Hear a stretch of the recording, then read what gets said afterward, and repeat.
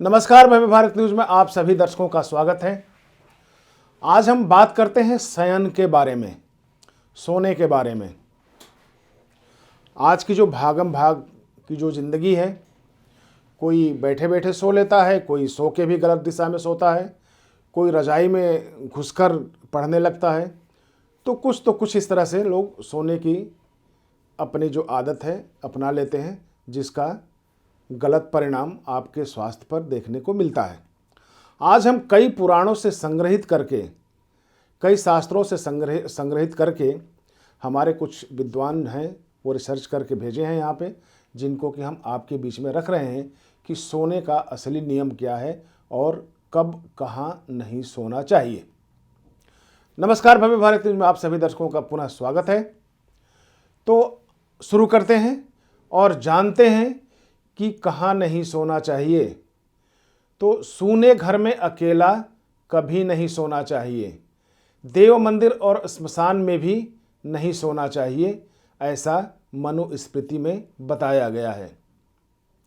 विष्णु स्मृति में बताया गया है कि किसी सोए हुए मनुष्य को अचानक नहीं जगाना चाहिए, क्योंकि जब आप सोए हुए होते हैं तो शरीर की जो ब्लड सर्कुलेशन होता है वो धीमा पड़ जाता है और अचानक किसी व्यक्ति को जगाने से रक्त संचार अचानक तेज़ी से बढ़ता है और हार्ट अटैक का खतरा बना रहता है, डर बना रहता है। इसलिए सोते हुए व्यक्ति को अचानक कभी नहीं जगाना चाहिए या तेज़ आवाज़ में नहीं जगाना चाहिए। चाणक्य नीति कहती है कि विद्यार्थी, नौकर और द्वारपाल ये अगर ज़्यादा देर तक सोते हैं तो इन्हें जगा देना चाहिए, क्योंकि इनकी ड्यूटी है जगे रहना, जागते रहो। विद्यार्थी के वैसे 5 लक्षण बताए गए हैं। काग चेष्टा वकुध्यानम, स्वान निद्रा तथैव च, अल्पहारी गृह त्यागी, विद्यार्थी पंचलक्षणम। यही चीज़ें नौकर पे भी लागू होता है कि अगर नौकर जगेगा तो घर को देखता रहेगा, काम करेगा, सो जाएगा तो बार बार उसे जगाना पड़ेगा, तो उसकी जो ड्यूटी है वो प्रभावित होगी। इसी तरह से द्वारपाल है, द्वारपाल अगर सोएगा तो निश्चित तौर पर उसके रहने का कोई मतलब नहीं बनता और जिसके लिए रखा गया है वो कार्य बाधित होगा। देवी भागवत में कहा गया है कि स्वस्थ मनुष्य को आयु रक्षा हेतु ब्रह्म मुहूर्त में उठना चाहिए। ब्रह्म मुहूर्त मतलब सूर्योदय से पहले। जो सूर्योदय से पहले उठकर वॉक करते हैं, टहलते हैं, वो उनके लिए, स्वास्थ्य के लिए बहुत ही अच्छा होता है। पद्म पुराण में बताया गया है कि बिल्कुल अंधेरे कमरे में नहीं सोना चाहिए। आपको पता ही नहीं चलेगा कब सुबह हो रही है, कब शाम, कब रात। तो इसलिए अंधेरे कमरे में बिल्कुल नहीं सोना चाहिए। आपको अत्रि स्मृति बताती है कि भीगे पैर से कभी नहीं सोना चाहिए। कई लोग आते हैं, फटाफट पैर अपना धोया और धो के बिस्तर पे सोने चले गए। ऐसा करने से धन की हानि होती है। सूखे पैर सोने से लक्ष्मी की प्राप्ति होती है। यह स्मृति पुराण में, अत्रि स्मृति में बताया गया है। टूटी खाट तथा जूठे मुंह सोना सर्वथा वर्जित माना गया है। यह महाभारत से मिलता है हमें। गौतम धर्म सूत्र बताता है कि नग्न होकर हमें कभी नहीं सोना चाहिए, चाहे बेशक आप अकेले ही क्यों ना हों। अब आपको बताते हैं कि किस दिशा में सिर करके सोने से क्या फ़ायदा होता है और किस दिशा में पैर करके सोने से नुकसान होता है। तो पूर्व की तरह अगर सिर करके आप सोते हैं, पूर्व दिशा में अगर सिर करके आप सोते हैं तो आपको सोना चाहिए, क्योंकि इस सोने से विद्या का अर्जन होता है, यानी कि बुद्धि बढ़ती है। पश्चिम की ओर अगर आप सिर करके सोते हैं तो क्या होता है, ये आपको प्रबल चिंता में डालती है। तो इसीलिए आपको कभी भी पश्चिम दिशा में सिर करके नहीं सोना चाहिए। उत्तर की ओर सिर भी नहीं करना चाहिए, क्योंकि उत्तर की तरह अगर आप सिर करके सोते हैं तो उससे हानि और मृत्यु का डर बना रहता है। सिर आपको दक्षिण की तरफ करनी चाहिए। दक्षिण की तरफ अगर आप सिर करके सोते हैं तो धन व आयु की प्राप्ति होती है। यह आचार मयूख बताता है हमें। यानी कि सोने का जो सिर दिशाओं की ज्ञान की अगर हम बात करें तो पूरब और दक्षिण दिशा में ही सिर करके सोना चाहिए। पश्चिम और उत्तर दिशा में सिर करके कभी नहीं सोना चाहिए। अब आपको बताते हैं कि कब सोना चाहिए, कब नहीं सोना चाहिए।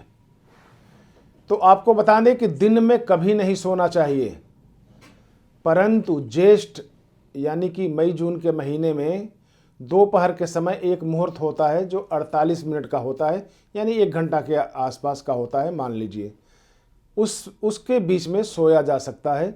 जो दिन में सोता है उसका नसीब फूट जाता है, ऐसा शास्त्र में वर्णित है। दिन में तथा सूर्योदय एवं सूर्यास्त के समय सोने वाला रोगी होता है, दरिद्र हो जाता है। यह ब्रह्म वैवर्त पुराण में बताया गया है। सूर्यास्त के एक प्रहर का मतलब 3 घंटे का, लगभग 3 घंटे का माना जाता है एक प्रहर। अगर आपको सोना है, जैसे सुबह आप ब्रह्म मुहूर्त में उठ गए और निद्रा आपको सताने लगी, सोने का अगर दिल करने लगा, सूर्यास्त के 1 प्रहर यानी कि जब सूर्य भगवान का अस्त हो जाए तो उसके 1 प्रहर यानी 3 घंटे के बाद ही शयन करना चाहिए। जैसे कि मान लीजिए उदाहरण के तौर पे कि अगर जाड़े में 5 बजे या 5:30 बजे सूर्यास्त होता है तो आपको 3 घंटे के बाद यानी कि 5, 3, 8, 8:30 यानी 9 बजे तक आपको बेड पे जाना चाहिए। देर तक भी नहीं जगना चाहिए, 12, 1, 2 बजे तक नहीं जगना चाहिए आपको। ऐसा करने से आपका स्वास्थ्य प्रभावित होता है। बाईं करवट सोना स्वास्थ्य के लिए लाभदायक होता है। इसलिए आप जब भी खाना खाएं, खाना अगर ज़्यादा आप खा लिए तो उसका एक आसन है कि पहले आप 8 बार बिल्कुल चित्त लेट के, पेट ऊपर रहे, हाथ बिल्कुल पैर के समानांतर रहे और लंबी लंबी 8 बार सांस लें। उससे खाना डाइजेस्ट होने में मदद मिलती है। फिर इसके बाद 8 बार सांस लेने के बाद 16 बार आप दाईं तरफ करवट बदल के 16 बार लें और बाईं तरफ करवट बदल के 32 बार सांस लें। इस तरह से आपका खाना जल्द पच जाता है। यह क्रिया खाना खाने के बाद रात में आपको अपनाना चाहिए। अब आता है कि दक्षिण दिशा में पाँव करके कभी नहीं सोना चाहिए। ऐसा करने से यम और दुष्ट देवों का निवास रहता है दक्षिण दिशा में। कान में हवा भरती हुई नजर आती है आपको और मस्तिष्क में रक्तचाप का संचार कम हो जाता है। स्मृति कम होने लगती है। भ्रंश, मौत व असंख्य बीमारियां घर कर लेती है। अब बात आती है कि हृदय पर हाथ रख के, जैसे हृदय पे आपने ऐसे हाथ रख लिया, हृदय पर हाथ रखकर और छत के नीचे, छत में जो पाट होती है या बीम होता है उसके नीचे नहीं सोना चाहिए। पाँव पर पाँव चढ़ाकर भी नहीं सोया जाता है। सैया पर बैठकर खाना खाना भी अशुभ माना गया है। सोते सोते पढ़ना भी नहीं चाहिए क्योंकि आपके बुद्धि और शरीर को वो दूषित करता है।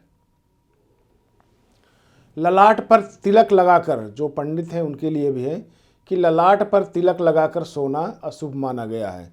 इसलिए सोते वक्त तिलक को अवश्य हटा देना चाहिए। तो ये रहे सोने के कुछ नियम जो महत्वपूर्ण माने जाते हैं और इसको कई ग्रंथों से, कई वेदों से, उपनिषदों से लेकर आपके सामने सजो कर लाया गया है ताकि आप इन पद्धतियों को अपनाकर आप अपने जीवन को बेहतर बना सकें। आज के एपिसोड में इतना ही। अगले एपिसोड में फिर मिलेंगे। तब तक के लिए नमस्कार।